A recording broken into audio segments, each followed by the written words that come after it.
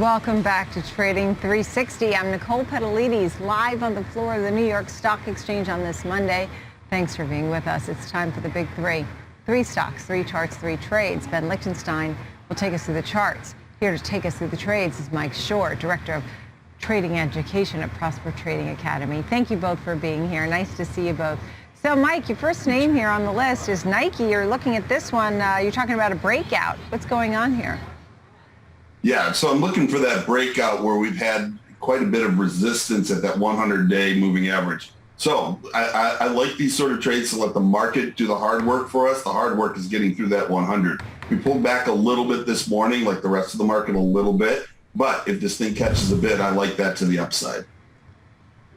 Right, understood. Okay, and that's part of the story is whether or not the market catches a bid. That's anybody's guess. Ben, tell us a little bit about the Nike picture here. You know, good morning, Nicole. Good morning, Mike. I think this has many different kind of ways of looking at it today. For one, Nicole, you were just talking about the news out of China overnight and the impact that's had on the broader market. So I think that's really kind of heightened our awareness towards some of the retailers this week. And while we're not necessarily so focused on Nike so much for that reason, Walmart, you've got Target and some other big names. But obviously, again, with the concerns related to and retail sales this week, again, Nike in general will be a focal point for investors and traders. It goes without saying in terms of falling in that category of some of the other big names mentioned. But here you can see a trend environment to the upside. So we've seen kind of supportive of what Mike was just talking about, a breakout type trade. We'll get into the 100-day in just a minute. But here you can see throughout July we've been bid into the beginning of August. We're talking about from 99 up to 116. So the momentum and the trend on the 30-minute time frame has been to the upside. But if you take a look at where things stand, and this is where I'm a little bit unwilling to necessarily buy into what Mike's talking about in terms of a big potential for the upside here. I think there is some, but I think it could be limited up to around this 125 area. So again, you can see how we've been relatively contained. This is the move we just looked at since the end of June, throughout July, to begin the month of August, again from 99 up to 115, but it's still somewhat range bound relative to what we've seen throughout May.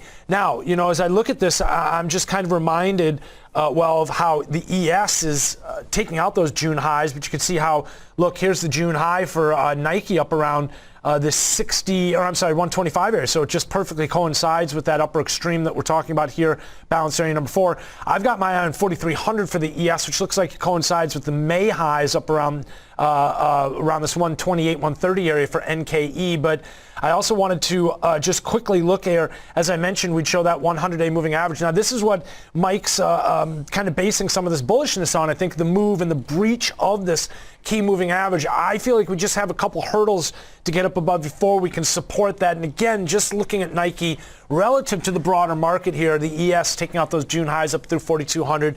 We're still lagging, again, relative to the broader market. So I think potentially if we get some good news this week, Nike could play catch up, and I'd I could see what Mike's looking forward to, but still at this point, it gets a little bit ahead of what I like to do. I like to look for, again, taking out those key levels that were established on the way down. Nike still has yet to even break out of that upper extreme range. So it's got some heavy lifting to do here, to say the least. Okay, and I like how you charted that 100-day because we got to see it with our own eyes, how it's pushing through and breaking out there. But Mike, at the same time, as you said, so much of this is contingent upon market action. And while we're actually seeing hedge funds are betting more and putting more money to shorts. I mean, they at this point now the most net short since summer of 2020. But are you looking for a shorter term play here? Is that how you're doing it, Mike? Yeah. So, one, for this trade that I'm talking about with Nike, I'm targeting 116s because I'm doing a calendar here. So, I guess I should preface all these that these are not, buy and hold type of situations. I trade these. What I do as far as investing, that investing and trading, even though they involve the same sort of things, are different approaches for me. So this is a trade just out to September expiration, and hopefully we get a little bit of a move to support our set position, and then selling that September 2nd against it. That affords me to sell something else in front of it while that works, hopefully. Understood. Any final thoughts here, Ben, before we go to the next name? Well, I think what we could do for a final thought here is just quickly look at the weekly time frame. And as I do that, what comes to mind is, we talked about shares that have returned back to those pre-pandemic levels. You can see Nike, a perfect example of, look at this, the highs that we saw January of 2020, we're up around this 104, 100 level.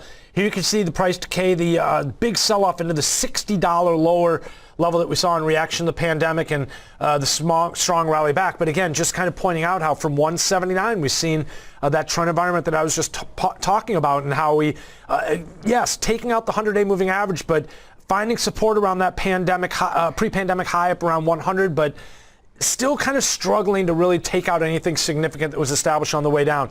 If anything, again, as mentioned, that May high up around 125 should be the next kind of hurdle to keep an eye on. Those June highs, the May highs, that's right. What I'd be watching. Yeah, and I think Mike made a good point saying, look, it's a trade. It's not some buy and hold for the long term, which brings us to your next trade, which is GameStop. Obviously brought so much enthusiasm with the meme names. I mean, when those names started getting on the cover of the New York Post, I knew the whole world was watching the market. I started to really scratch my head. But tell me now your thoughts on a name like GameStop at $39.55 today, Mike. Yeah, so we're finally seeing this valued at least an aggressive entry, not a crazy one. And so we've actually seen some value in this pullback here. I do like trading things like AMC, but GameStop options for day trading, really, really tough. So for a swing trade, I like this pullback. It's a momentum pullback for me, and I like that. And then I'm targeting less than those highs that were put in last week. Okay, that's another point, right? The highs put in last week. Tell me a little bit about that, Ben, when you look at that chart. I like the theme here, Mike. He's in the moving business, not the storage business, right? So, and he brought up a good point in terms of trading versus investing. Obviously, two completely different approaches, and one tends to be a little bit more on that short term, more granular. Let's begin there with the hourly time frame, more granular. Look at some of the price activity we've seen rallying, just like we were talking about in terms of the bid higher in Nike. Here you can see the move since the beginning of May from $19.44 all the way up to $48. And the 4-hour actually shows how we've got a pretty good range that's been established, 51 to 19. That move that we just saw, we looked at from the lows of May, 19 up to the 48, 49 area. Well, here you can see that double bottom with the lows that we saw back in March. So some key support down around 19. Also here, though, you can see how this recent test, the highs that we saw to begin the month of August, have so far failed to take out the highs that were established in the end of March, beginning of April. So a little bit of a concern there, kind of still just range bound, not really taking out anything to the upside until we, at the very least, get above 51. I think that this one has and just kind of is limited. It's rotational, it's overlapping, and oftentimes very random within this range, and just not a lot of directional conviction, simply put. I do want to point out that if you're looking at it on a daily time frame, you'll see that we're not only above the 50-day moving average, we're above the 200-day moving average, but you can also see some of the intraday volatility, some of the swings associated with earnings, and some of the spikes that, unfortunately, not a lot of rhyme or reason. So for me, no real lean on this one. It's tough to kind of get involved in a stock that acts the way this one does, but you can see some pretty well-defined upper and lower extremes to kind of base your next decision, or at least get a feel in terms of directional conviction one way or the other on. Yeah, understood. Okay, so what do you think here, Mike, as you take a look here? Well, the pullback really to about this area, we need to get a little bit lower, but I'm looking at that September 9, 42, 47, 49. So the best place to go for that is 47, which is below those highs that were recently put in. And I mean, as much as, say whatever you will about the fundamentals of GameStop, which I really don't care about, I don't want to be on the short side of this thing. And it's affording me a really nice reward to risk ratio on this. So as a trader, as long as I have a story to go along with it, and a very plausible one, getting paid the odds to do something like this, I really like the trade. Yeah, understood. Okay, and so let me ask you this, Ben. People are throwing around dead cat bounce and 4 weeks of gains and a lot of, bear market rally talk. But we are, in fact, 17% higher off of June? ARK fund is up 51% from the 52-week lows. What are people saying? What are you hearing, Ben?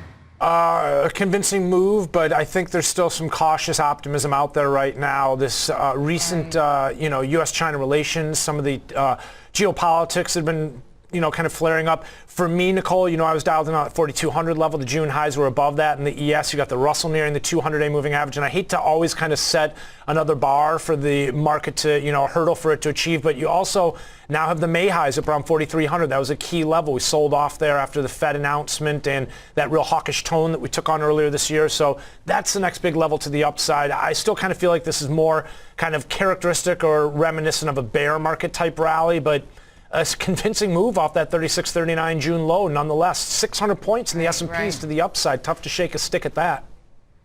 Yeah, understood. Last but not least, Moderna. What do you think about this one? I mean, you said it's holding the current levels here, Mike.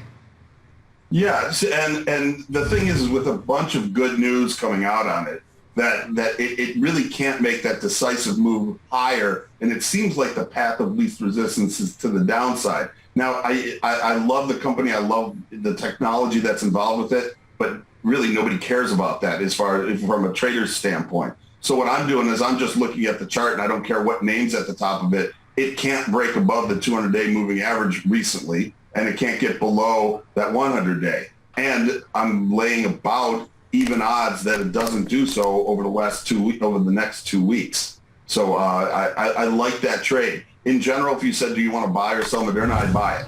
But for the next 2 weeks, I think it may sit here. Right. Okay. Final thoughts here, Ben, on Moderna.